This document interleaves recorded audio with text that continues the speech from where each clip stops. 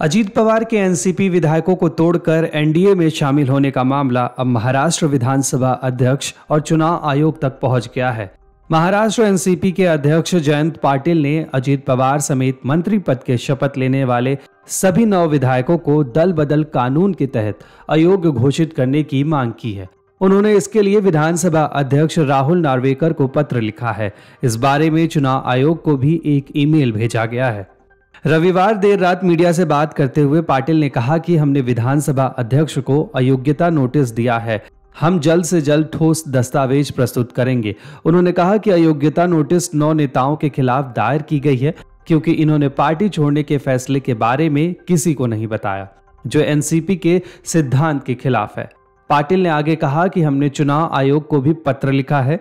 9 नेताओं के बिना सूचित किए जाने पर पार्टी छोड़ने का फैसला गलत है। उन्होंने कहा कि हमें विश्वास है कि ज्यादातर विधायक एनसीपी में वापस आएंगे और हम उन्हें फिर से स्वीकार करेंगे। इस बीच राष्ट्रवादी कांग्रेस पार्टी ने दावा किया है कि कुछ नेताओं के साथ एकनाथ शिंदे ने नेतृत्व वाली सरकार में उप मुख्यमंत्री के रूप में शामिल हुए अजीत पवार के पास 2/3 यानी 36 विधायकों का समर्थन नहीं है, जैसा कि दावा किया जा रहा है। एनसीपी के राष्ट्रीय प्रवक्ता क्लाइड ने यह भी दावा किया है कि पार्टी के कार्यकारी अध्यक्ष सुप्रिया सुले और राज्य इकाई के प्रमुख जयंत पाटिल सभी 53 विधायकों से संपर्क कर रहे हैं और सोमवार तक तस्वीर साफ हो जाएगी।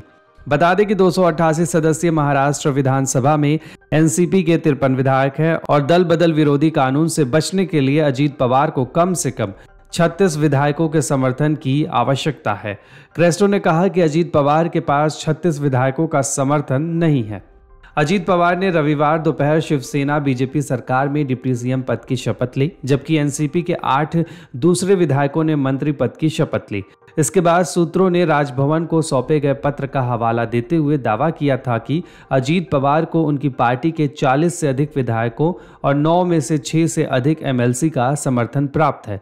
उन्होंने कहा कि इन विधायकों का समर्थन पत्र राजभवन को दिया गया है। वहीं डिप्टी सीएम के रूप में शपथ लेने के बाद मीडिया से बात करते हुए अजीत पवार ने कहा था कि एनसीपी में कोई विभाजन नहीं है। वो भविष्य के सभी चुनाव एनसीपी के नाम और चुनाव चिन्ह पर लड़ेंगे। पवार ने दावा किया था कि पार्टी के सभी निर्वाचित प्रतिनिधियों ने सरकार में शामिल होने के उसके फैसले का समर्थन किया है। अजीत पवार के महाराष्ट्र सरकार में शामिल होने के बाद उनके समर्थकों में उत्साह देखने को मिला। पुणे जिले में पवार के गृह क्षेत्र बारामती में समर्थकों ने पटाखे फोड़कर जश्न मनाया। अजीत पवार के महाराष्ट्र के उप मुख्यमंत्री पद की शपथ लेने के बाद एनसीपी कार्यकर्ताओं ने रविवार को जलगांव एनसीपी कार्यालय के बाहर भी पटाखे फोड़कर जश्न मनाया। इस अवसर पर कार्यकर्ताओं ने अजीत पवार तुम आगे बढ़ो, हम तुम्हारे साथ हैं जैसे भी नारे लगे। Video desk अमरुजाला.com। अमर उजाला अब आपके टीवी पर भी।